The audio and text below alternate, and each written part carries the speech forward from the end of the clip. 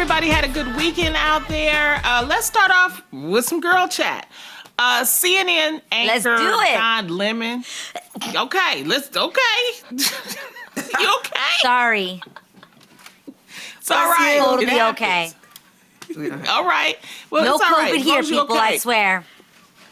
That's a good thing. We don't want our munchkin sick. Now, look, I was listening to Don Lemon. He has this podcast, and I was thinking, wow, this could be interesting because the question he had for the podcast was, how do you talk about racism if your partner is a different ethnicity?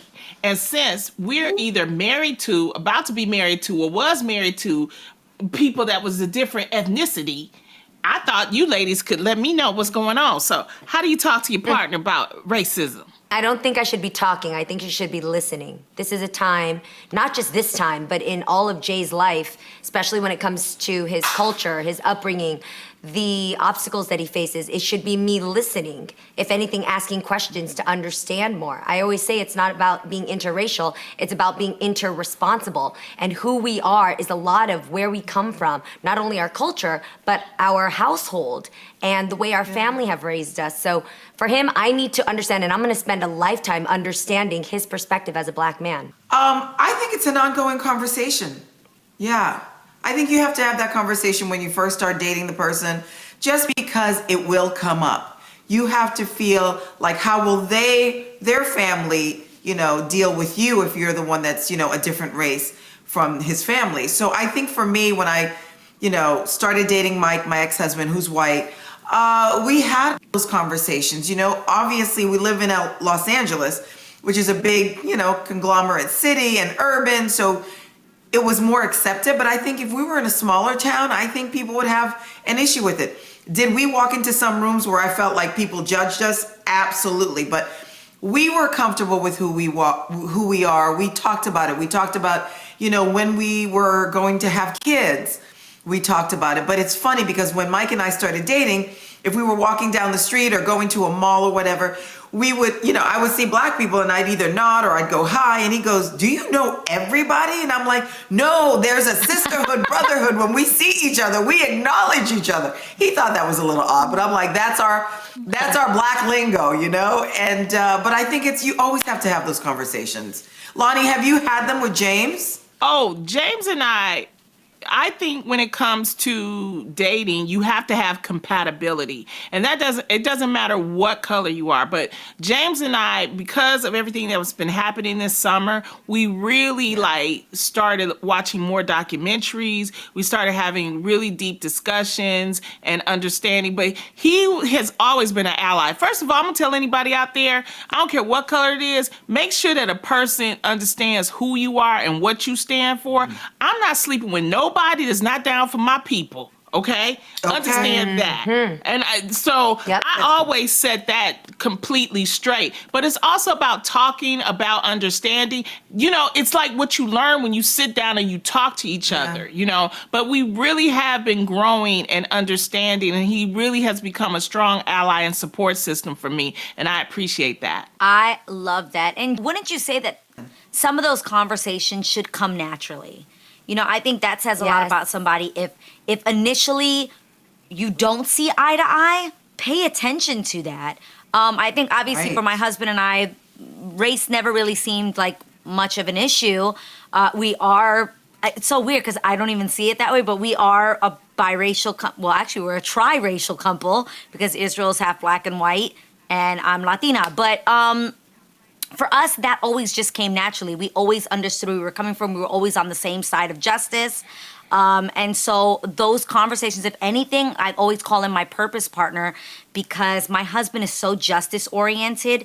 And I think if anything, that has fueled my passion for fighting for what is right. And I think there is nothing like being in a relationship with somebody where you both equally feel passionately about fighting for injustice and making sure that things are done right. So it's just been it's been really great. And I think it's important when you're in a relationship to feel comfortable having those conversations. And if you are not comfortable having those conversations, pay attention to that. I have a question because I think sometimes people feel like if you're black especially being a black woman, and you choose somebody, and I don't know, Garcelle, if you experienced this, that if you choose someone that is not black, that you're not down for your people. Oh, Have you ever felt that or been accused of that? 100%.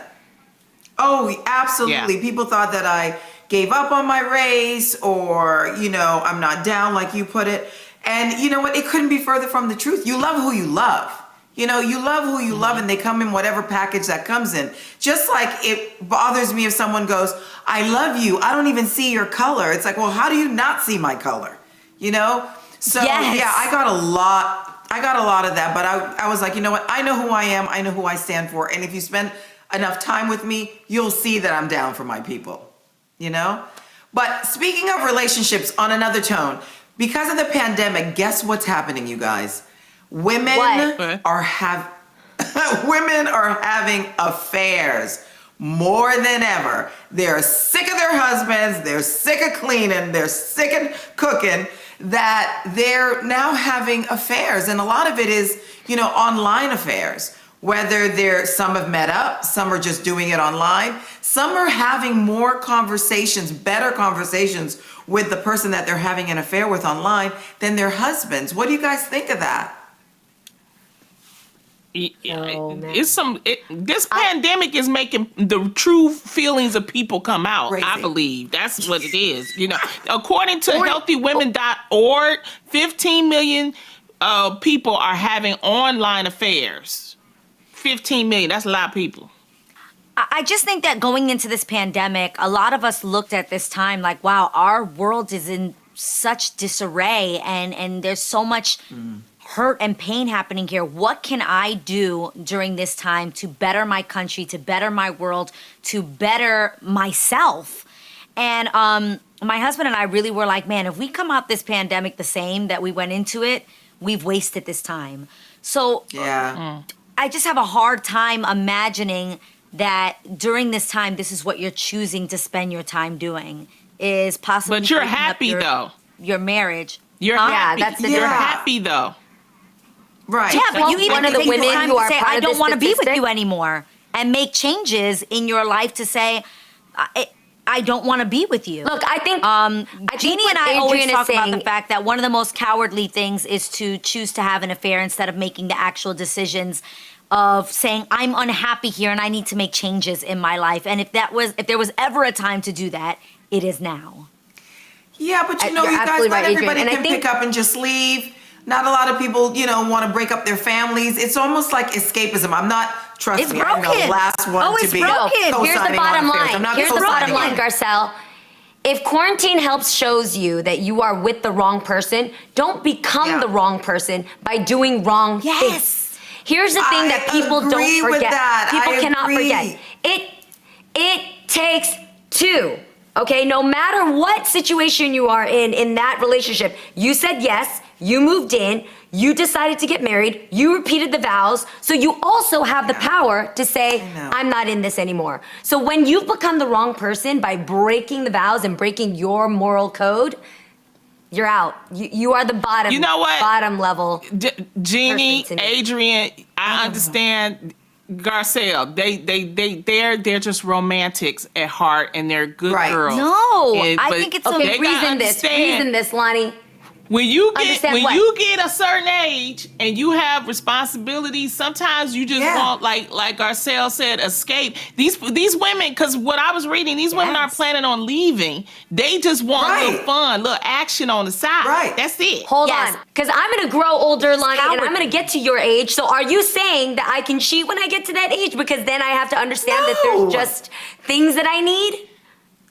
I'm telling you, what I'm saying is that these women, during this pandemic, they want something different. They have no plans Yeah. on leaving their husbands, their kids. They have responsibilities. They're not just going to pack up, because for some people, it's not that easy. So they're using these online, it's not like in person, but this online Affairs. as a Right. point of Affairs. emotions. That's what they're choosing to do. Now, do I? Well, see, I this think what why I me ain't and Jeannie married, are saying 'cause is, I wanna be please, with We could go on you. this pack about up your this all things and day. please leave.